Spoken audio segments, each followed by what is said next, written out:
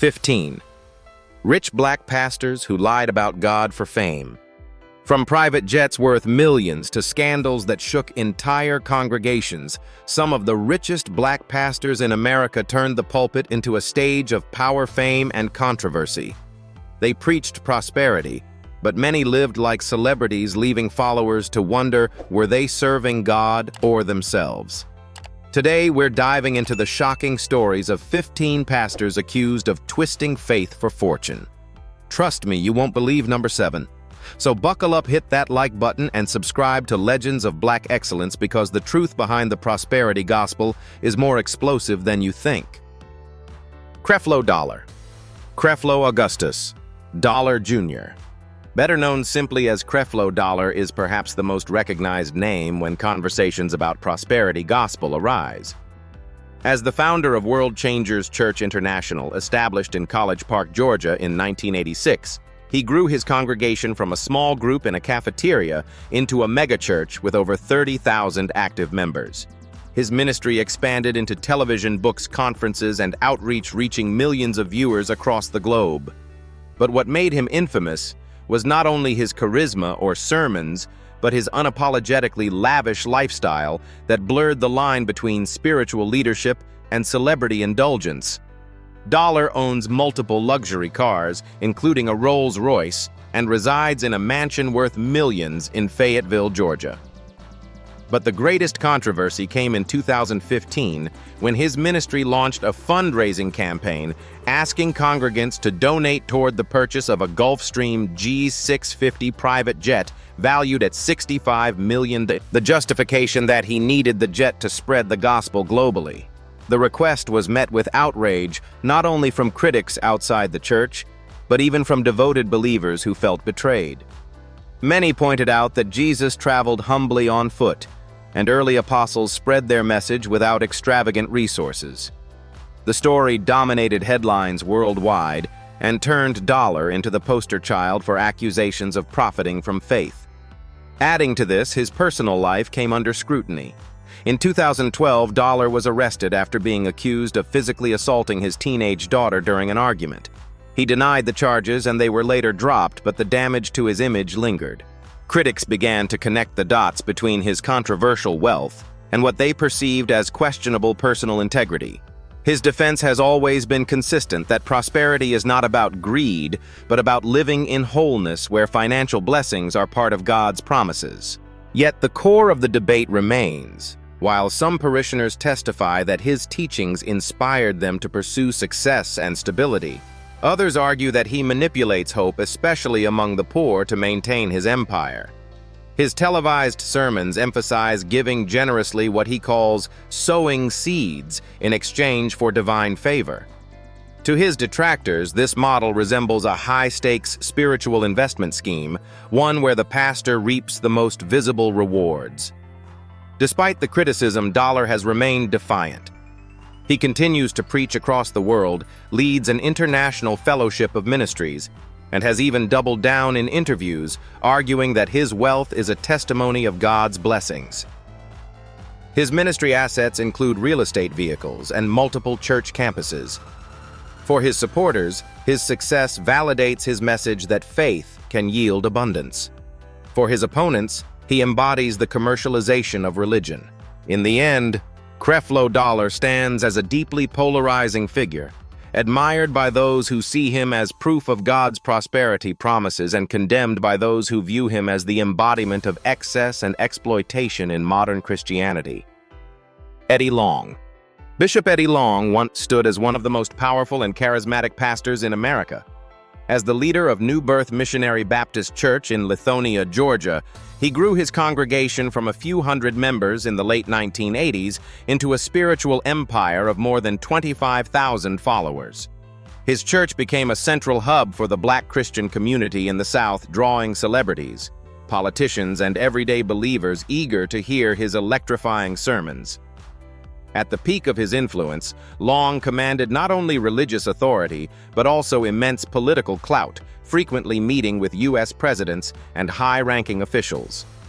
Known for his passionate preaching against immorality and homosexuality, Long presented himself as a defender of biblical values. But in 2010, his world collapsed when 4 young men filed lawsuits accusing him of sexual coercion. They alleged that Long used his position of power to lure them into inappropriate relationships while showering them with gifts, trips, and privileges. For a man who had built his brand on condemning homosexuality, the allegations painted a picture of hypocrisy that shocked the nation. Although he denied the charges, the case was eventually settled out of court in 2011, fueling speculation and leaving a permanent stain on his ministry. The fallout was immediate. Many members left New Birth, and his once flawless reputation crumbled under relentless media scrutiny. Critics argued that he symbolized the dangers of unchecked power in megachurch culture, while loyal supporters insisted he was a victim of false accusations. Long tried to maintain his pastoral duties, continuing to preach, but the scandals overshadowed his sermons. His once thriving church faced declining attendance and financial struggles. Beyond the lawsuits, Long's health began to deteriorate. In 2016, shocking photographs of him looking drastically thinner surfaced online, sparking rumors about his condition. He later confirmed he was battling an aggressive form of cancer. On January 15, 2017, Bishop Eddie Long passed away at the age of 63. His death drew thousands to his funeral, including prominent pastors and political figures. Yet the atmosphere remained divided. For some, he was remembered as a man who brought souls to Christ, invested in youth programs, and built one of the largest black churches in America. For others, he remained the ultimate symbol of double standards in the pulpit. Eddie Long's legacy is one of contrasts. He transformed a small congregation into a religious powerhouse, inspired countless worshipers, and built influence far beyond the church walls. Yet the scandals that engulfed him will forever shadow his achievements. His story raises a painful but important question about how faith communities handle allegations of misconduct against their leaders, and whether charisma and growth can ever outweigh questions of integrity. Juanita Bynum. Juanita Bynum rose to fame in the early 2000s as one of the most recognizable female voices in American televangelism. With a background as a gospel singer, author, and preacher, she captured audiences with fiery sermons that especially resonated with women. Her breakout moment came in 1997 at Bishop T.D. Jakes' Woman Thou Art Loosed conference, where her message on purity and holiness struck a chord. Soon after, she released the sermon No More Sheets, which became a cultural touchstone for many Christian women grappling with issues of sexuality and spiritual healing. By the early 2000s, Bynum was branded the prophetess to the nation's commanding arenas with tens of thousands of attendees. Her influence, however, came with a heavy price. Critics began to question her growing obsession with wealth and celebrity-style ministry. Conferences organized under her name often charged hundreds of dollars for admission, raising concerns that her work blurred the line between spiritual guidance and profit-making ventures. Her music and books sold widely, yet detractors argued she was using her platform to build a personal empire rather than to spread humility. Bynum's personal life also became entangled in controversy. In 2002, she married Bishop Thomas Weeks III in what was described as a $1 million wedding, complete with a designer gown and luxury trappings that drew media attention. But by 2007, their marriage imploded publicly after she accused Weeks of physically assaulting her in an Atlanta parking lot. The case went to court, and the media frenzy turned her private struggles into national headlines. While some sympathized with her as a victim of domestic violence, others criticized the way she aired the drama, saying she looked more like a reality TV star than a religious leader.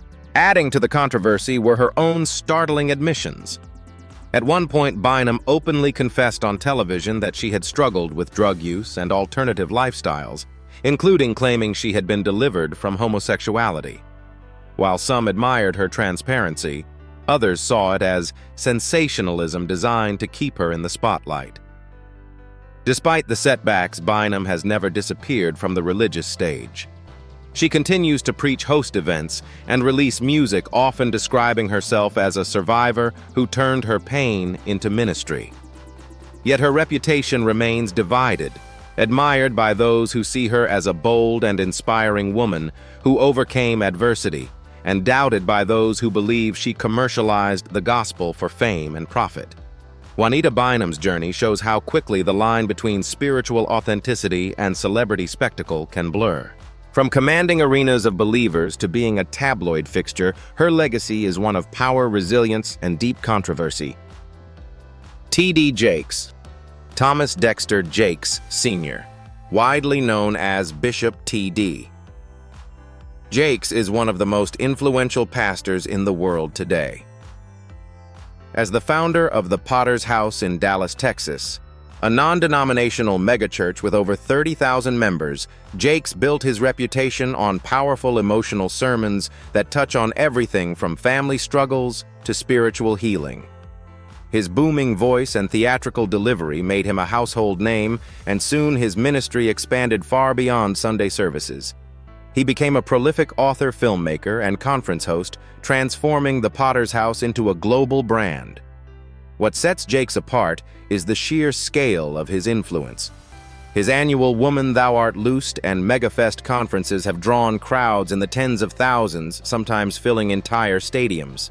His books like Instinct and Soar became New York Times bestsellers, while films he produced, including Jumping the Broom and Heaven is for Real, reached mainstream audiences. By the mid-2010s, his estimated net worth was in the tens of millions, making him one of the wealthiest pastors in America. Yet this success has come with relentless criticism. Opponents argue that Jakes treats ministry like a corporation packaging spirituality into books, movies, and ticketed conferences. His critics point to his sprawling mansion in Dallas and luxury lifestyle as signs he has embraced celebrity culture rather than the humility of Christ. For many, his model represents the commercialization of religion, an empire built on faith but operated like a business. Jakes has often defended himself, emphasizing that his income also comes from personal ventures, not just church donations, and that he works tirelessly to create opportunities for others. Still, the tension remains. Is he a man of God using every platform available to spread hope, or an entrepreneur who turned the pulpit into a stage? Despite the criticism, Jakes continues to thrive. His sermons on YouTube garner millions of views. His conferences remain sold out, and his voice is still sought after in both religious and secular spaces. Supporters see him as proof that faith can coexist with success, while detractors see him as the ultimate example of how money and ministry can dangerously blur. Bishop T.D. Jakes' legacy is not just that of a preacher. It is the story of a man who built an empire from the pulpit, inspiring countless people, but also igniting one of the most important debates in modern Christianity. Can prosperity and humility truly walk hand in hand? Noel Jones.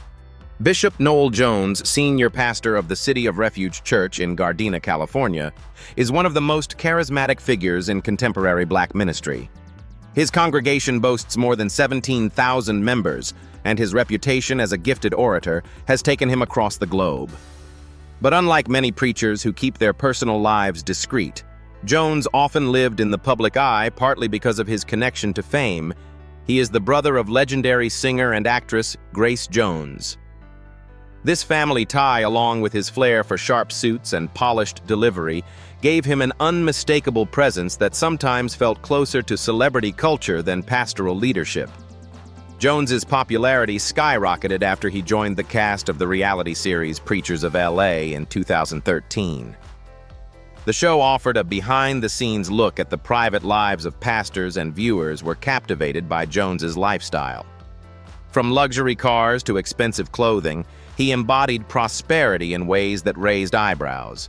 To his supporters, this was simply evidence of God's blessings. To his critics, it was a clear display of vanity, proof that he enjoyed the trappings of fame more than the humility of spiritual service. Another source of constant debate was his marital status. For decades, Jones remained single while pastoring a congregation deeply invested in family values. His choice not to marry fueled gossip and speculation. Some questioned whether a man without a wife could effectively guide a church rooted in teachings about marriage, while others admired his independence and focus on ministry. Do you think a pastor must be married to serve as a credible spiritual leader, or should personal choices remain private? Despite the criticism, Jones's sermons remain some of the most compelling in modern ministry.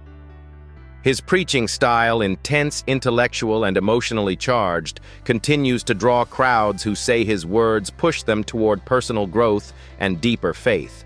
He frequently tackles difficult topics such as suffering, doubt, and perseverance, which resonates with people navigating real-life struggles. Yet the tension never disappears. When Jones pulls up to church in a sleek luxury vehicle or appears on television discussing his lifestyle, the focus shifts away from his message to the image he presents. In many ways, he represents the paradox of the modern prosperity preacher, a man whose talent to inspire is unquestionable, but whose lifestyle raises questions about whether pastors can truly balance faith and fame.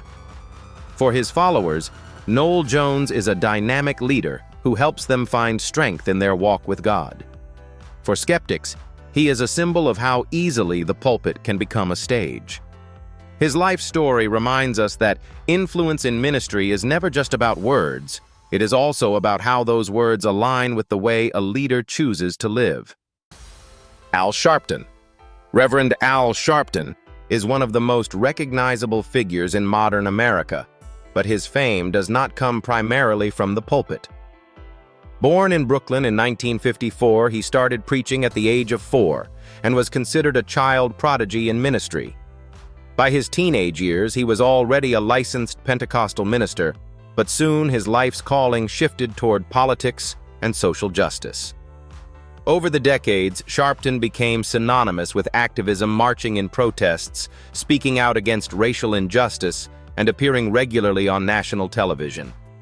Yet this dual identity as both pastor and activist has always left people wondering, is he a man of God first, or a man chasing the spotlight? Sharpton rose to national attention during the 1980s and 1990s, championing cases of racial violence in New York City.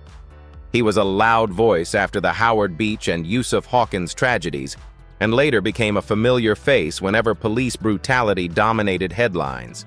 Supporters viewed him as fearless, a preacher willing to risk his reputation to stand up for the black community when others remained silent. But critics accused him of exploiting tragedy for personal gain, saying he often seemed more interested in cameras than causes. Financial scandals have also shadowed his career. Sharpton has faced multiple investigations into his organizations, most notably the National Action Network, which at times owed millions in back taxes. In 2014, records showed that his group and businesses had unpaid debts exceeding $4.5 million, leading detractors to argue that he blurred the line between activism and profiteering. Although many of these issues were later resolved, the controversies reinforced his reputation as a man constantly walking a tightrope between advocacy and ambition. Sharpton also transitioned seamlessly into mainstream media. As the host of Politics Nation on MSNBC, he became a regular political commentator, interviewing presidents and holding a national platform. For some, this made him even more valuable an activist with direct access to power. For others, it raised the question of whether he had become more of a political insider and celebrity than a true pastor or grassroots leader. Despite the criticism, Sharpton continues to command influence. He was present at the funerals of George Floyd, Eric Garner, and other victims of racial violence, standing as a spiritual and political figure for grieving families. His ability to mobilize crowds and speak with moral authority has kept him relevant for nearly 5 decades. Still, the debate about his legacy rages on.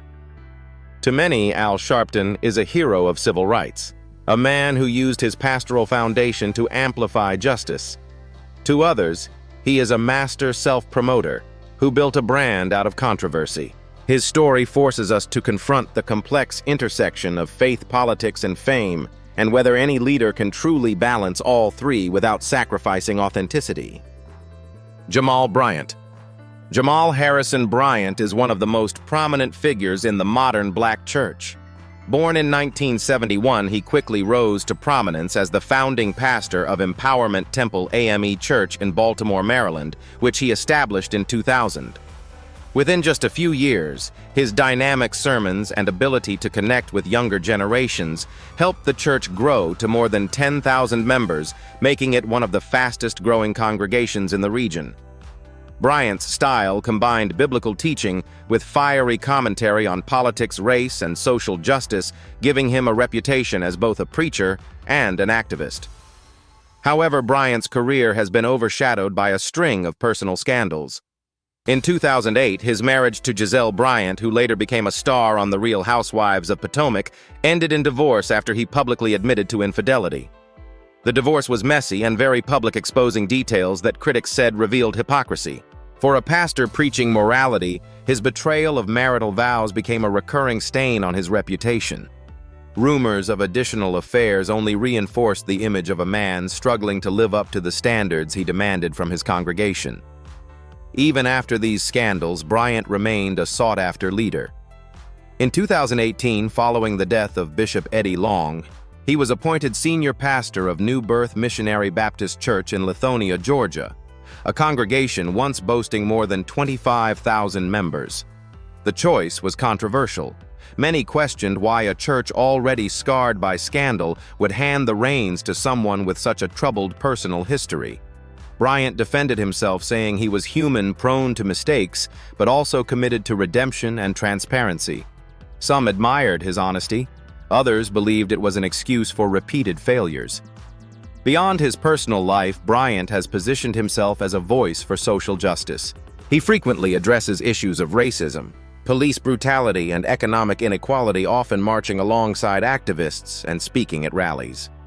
His charisma and passion keep him in the spotlight. But that visibility also means every misstep becomes amplified. Critics argue he thrives on controversy, walking a fine line between preacher and celebrity. Despite the backlash, Bryant continues to draw large audiences both in person and online. His sermons rack up views on YouTube, and his presence on social media ensures he remains relevant to younger generations of believers. For many, his willingness to admit his flaws makes him relatable. For others, it undermines his credibility and paints him as a man more interested in attention than accountability. Jamal Bryant's story is a striking reminder of the tension between charisma and character. His ability to inspire is undeniable, but his personal controversies force a deeper question. Is spiritual leadership about perfection or about how one responds after falling short? Clarence McClendon. Bishop Clarence Eugene McClendon is a name that gained national attention through his dual role as pastor and reality TV personality. As the senior pastor of Full Harvest International Church in Los Angeles, California, he built a ministry centered on the prosperity gospel, teaching that faith and generosity could unlock financial blessings. With thousands of members in his congregation and a strong television presence, McClendon became a rising figure in the landscape of charismatic preaching. His sermons emphasized victory, abundance, and destiny messages that resonated with those seeking hope beyond hardship. McClendon's profile reached new heights when he appeared on the controversial reality series Preachers of L.A. in 2013. The show pulled back the curtain on the personal lives of pastors, and McClendon quickly stood out for his polished image, luxury lifestyle, and bold confidence. Viewers saw him driving high-end cars, wearing designer suits, and living in spacious homes, all while preaching that God's blessings could manifest in material success. Supporters admired his unapologetic embrace of prosperity, while critics accused him of flaunting wealth and reducing ministry to entertainment. One of the central teachings associated with McClendon is the concept of sowing seeds, encouraging church members to give money with the promise that God would multiply their gifts. Detractors argued that this was manipulative, especially toward those struggling financially. They saw it as a cycle where the pastor grew richer while congregants remained in the same economic condition. For them, his lavish lifestyle became living proof that the prosperity gospel benefited leaders more than followers. Adding to the controversy, McClendon's personal life also drew scrutiny. He divorced his first wife, something that many traditional Christians viewed as incompatible with spiritual leadership. Later, he remarried, which intensified debates within the church community. His appearances on Preachers of LA highlighted his second marriage and blended family, giving critics ammunition to question whether he was more focused on reality TV fame than ministry. Despite the backlash, McClendon has continued to thrive within his niche. His church remains active, his television broadcasts reach global audiences, and he has cultivated a loyal following who insist his teachings have helped them grow spiritually and financially.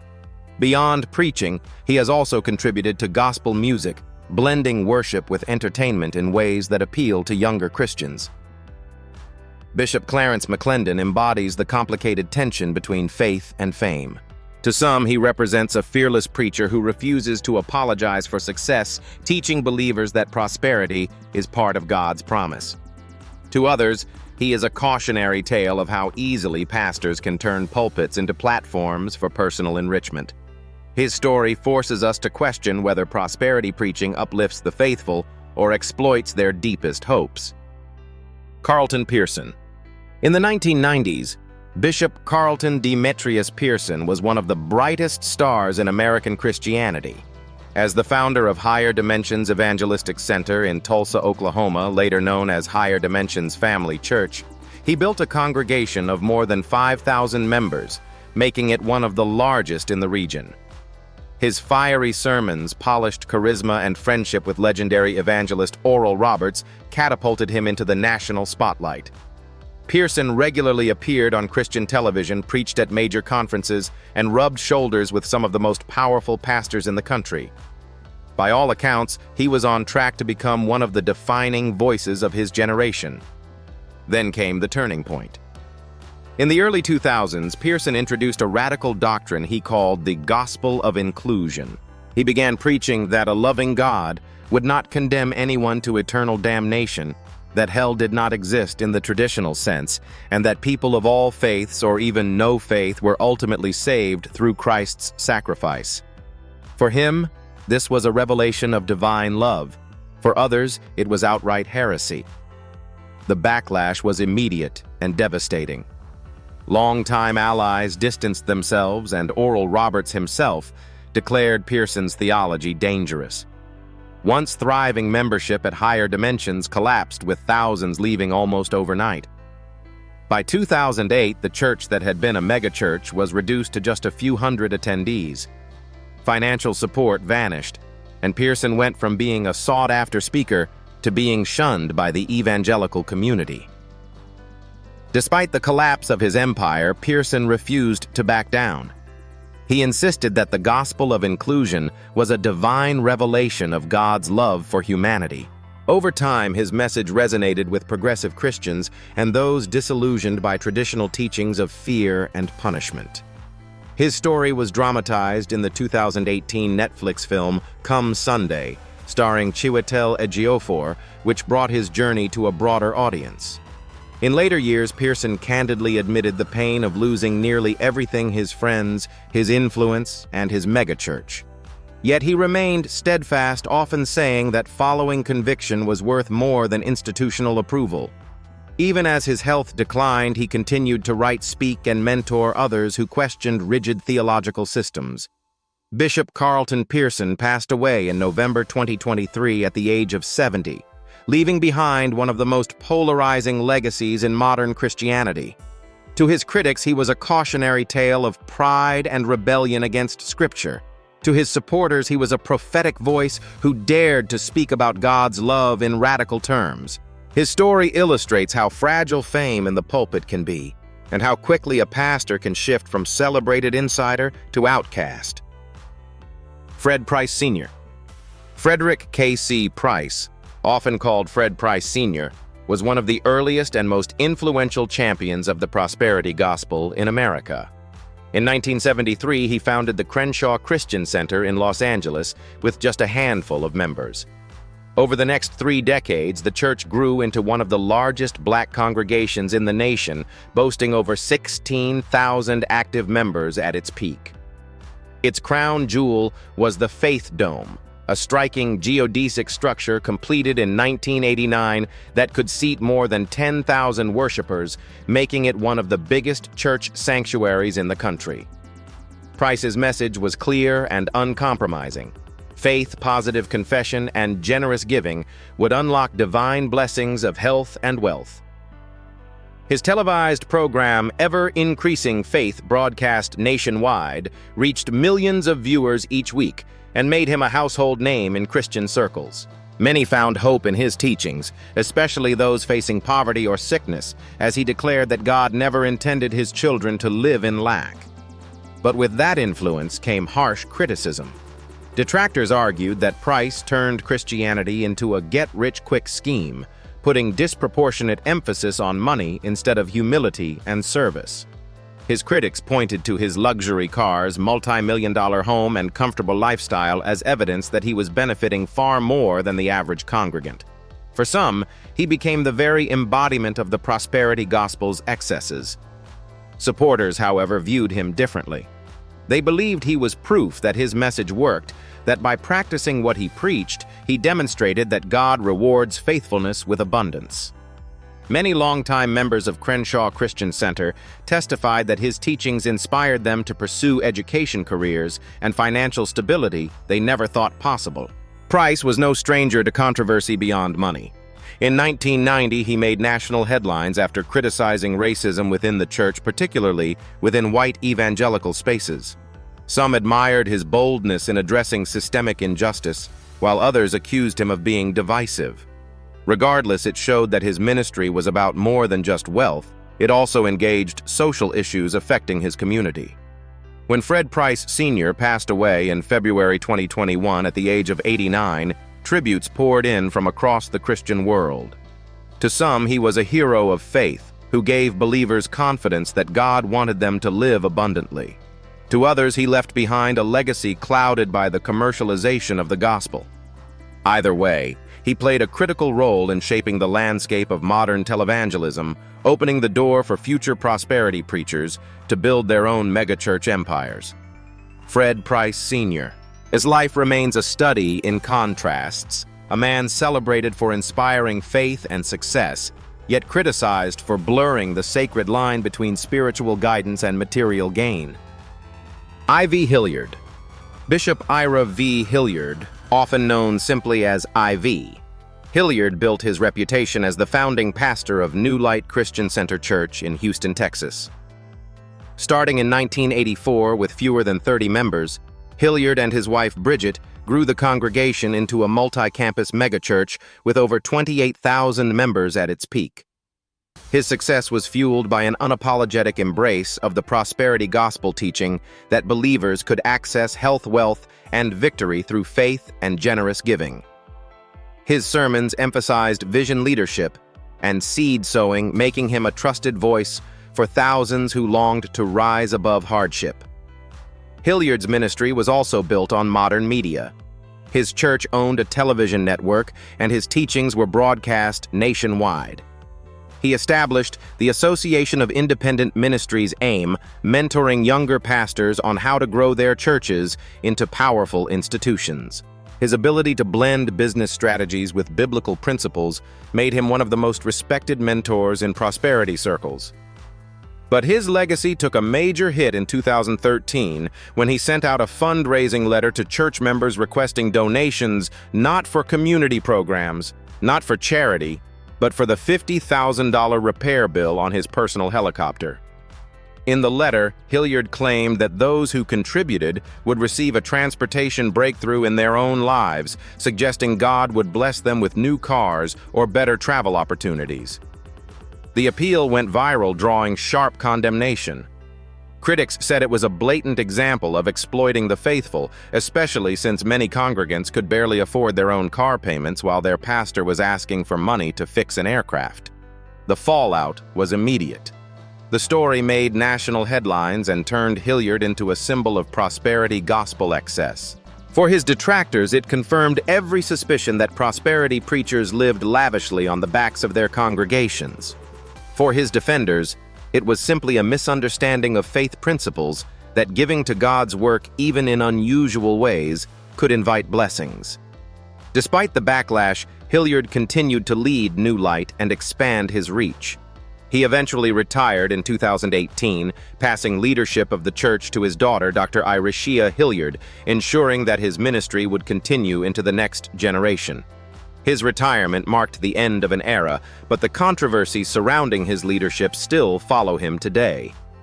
Bishop I.V. Hilliard's story is a powerful case study in both the appeal and the pitfalls of prosperity preaching. He inspired thousands with his vision of abundance and leadership, yet his request for a $50,000 helicopter repair will forever overshadow his legacy in the public eye. Paul Morton. Bishop Paul Sylvester Morton, born in 1950 in Windsor, Ontario, Canada, is a name that reshaped the modern Black church in America. After relocating to New Orleans, he became senior pastor of Greater St. Stephen Full Gospel Baptist Church, which under his leadership grew from just a few hundred attendees into a sprawling congregation of more than 20,000 members across multiple locations. Morton was not content with leading a single church. He wanted to change the way ministry functioned across the nation. In 1994, he founded the Full Gospel Baptist Church Fellowship International FGBCFI, a movement that now encompasses hundreds of churches and millions of members worldwide. With this, Morton transitioned from local pastor to denominational leader, giving him influence that stretched from pulpits in Atlanta to congregations in Africa. Morton's vision blended traditional Baptist roots with charismatic expressions such as speaking in tongues and lively worship. But more than that, he leaned heavily into prosperity gospel teachings.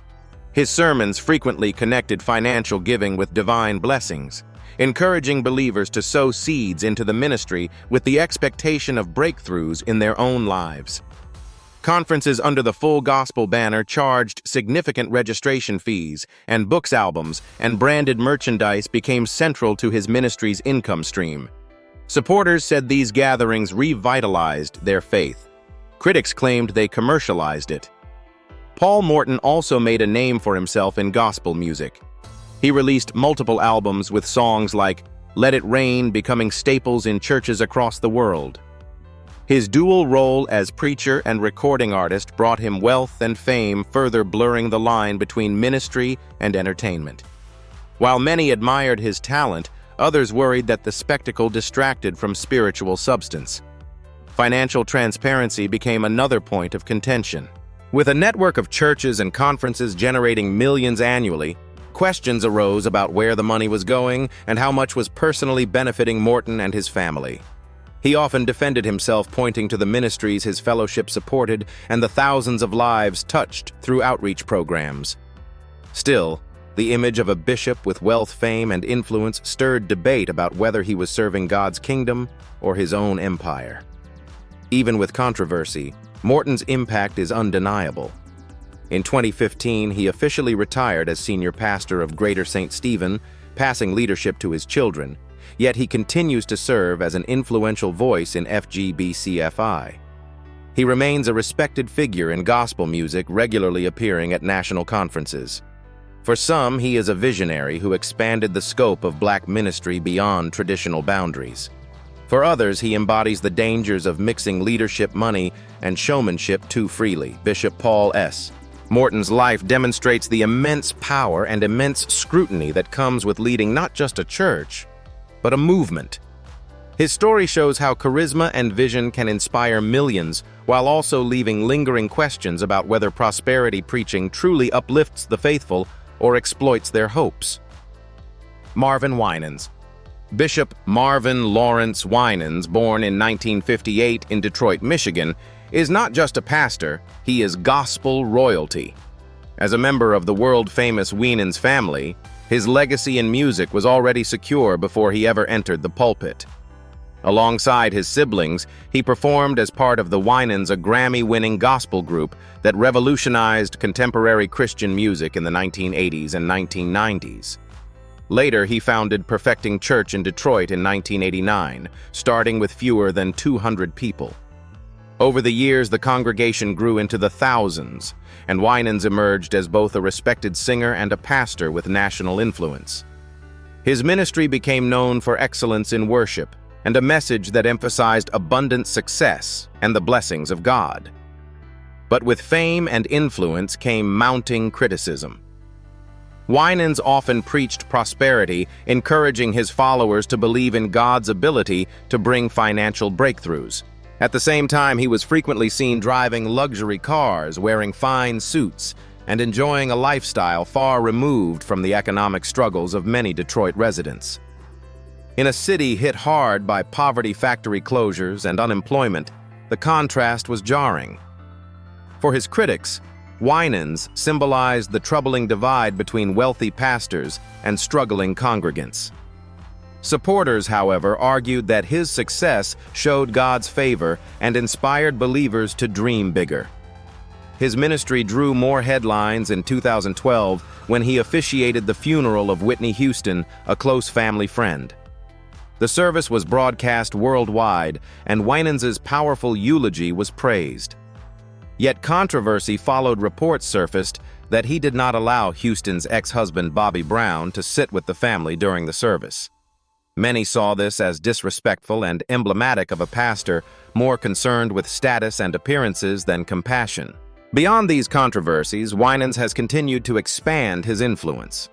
In 2022, he opened the Perfecting Church campus in Detroit's East Side, a massive facility with a sanctuary capable of seating thousands. He also oversees Perfecting Fellowship International, which connects churches across the U.S. and abroad. His gospel recordings remain staples in Christian households, and he has earned accolades for his contributions to music and ministry. Still, the criticisms persist. For every fan who praises his music and sermons, there are detractors who question whether his prosperity teaching aligns with the humble example of Christ. His image as both an artist and a bishop makes him one of the most high-profile figures in Black Christianity, but it also places him under constant scrutiny. Bishop Marvin Winans' story embodies both the glory and the controversy of prosperity preaching. He is celebrated as a spiritual leader and gospel icon, yet also questioned for how his wealth contrasts with the hardships of the city he calls home. His life poses an enduring question about what kind of example pastors should set in a world where faith and fame often collide. Frederick J. Eicherenkoetter II. Frederick J. Eicherenkoetter II, better known as Reverend Ike, was one of the most flamboyant and controversial pastors of the 20th century. Born in South Carolina in 1935, he rose to fame in New York City during the late 1960s and 1970s, a time when prosperity preaching was still considered radical. Unlike other ministers who tried to cloak their wealth, Reverend Ike embraced it openly.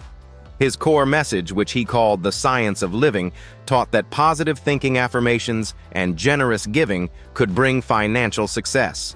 "You can't lose with the stuff I use," he often said, turning catchy slogans into spiritual mantras. Reverend Ike reached millions through radio and television broadcasts. At the peak of his ministry, his sermons aired on more than 2,000 radio stations across America. His headquarters, the United Palace in Manhattan, seated over 5,000 people and was once a movie palace that he transformed into a glittering sanctuary. Followers packed the building to hear him declare that poverty was a curse and prosperity was God's true will.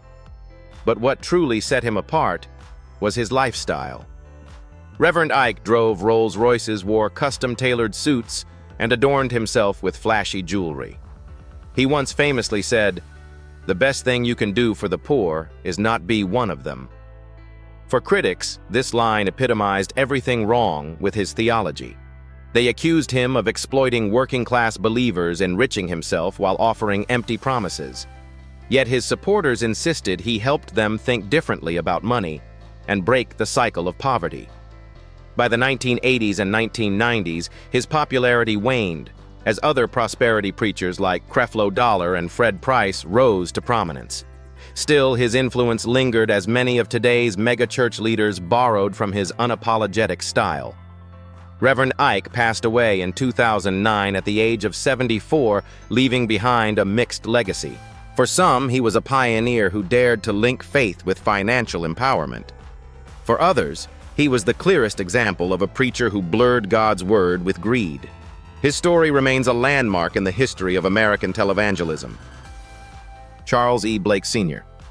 Bishop Charles Edward Blake Sr., born in 1940, rose to prominence as the presiding bishop of the Church of God in Christ, COGIC, the largest Pentecostal denomination in the United States and one of the largest in the world, with over 6.5 million members across more than 100 countries. Based in Los Angeles, where he pastored West Angeles Church of God in Christ, Blake was often described as both a spiritual leader and a statesman. Under his leadership, West Angeles grew into a megachurch with more than 25,000 members, attracting celebrities, politicians, and leaders from around the globe. Blake was known for his polished demeanor and diplomatic style. Unlike flashier prosperity preachers, he presented himself as a steady, trustworthy shepherd. He spearheaded numerous community programs in Los Angeles addressing issues such as gang violence, poverty, and family stability. His church built a $65 million cathedral in 2001, a project that showcased both his vision and his ability to mobilize resources on a massive scale. Yet with influence came criticism. Many questioned the financial transparency of COGIC under his leadership. With millions of dollars in tithes and offerings collected annually from congregations worldwide, skeptics argued that the denomination lacked accountability. Critics also pointed to Blake's comfortable lifestyle in Los Angeles, suggesting he lived more like a corporate executive than a humble pastor. While not as flamboyant as Reverend Ike or Creflo Dollar, his power and wealth still drew scrutiny. Blake also faced challenges navigating the church's position on social issues. He condemned racism and supported humanitarian efforts, but his stance on topics like same-sex marriage and women in leadership stirred debates. To some, he represented progress and stability. To others, he symbolized an institution resistant to change. Despite controversies, Bishop Blake's contributions were undeniable. He served as a spiritual advisor to U.S. presidents, championed AIDS awareness initiatives in Africa, and strengthened COGIC's global presence. In 2021, he officially retired as presiding bishop, passing leadership to a new generation, but his impact remains deeply felt. Bishop Charles E. Blake Sr.'s legacy is twofold. He was a stabilizing force in one of the world's largest Pentecostal bodies, yet also a figure whose wealth and influence sparked debates about accountability in global church leadership. His story illustrates the constant tension between spiritual guidance, organizational power, and public perception in the modern church. In the end, these 15 pastors remind us that faith and fame can be both inspiring and deeply troubling. Some see their wealth as proof of God's blessing, while others view it as betrayal of the gospel's humility. The tension between prosperity and integrity will never stop fueling debate, and maybe that's the point. What matters most is how we as believers or observers choose to interpret these stories. Were they visionaries or exploiters?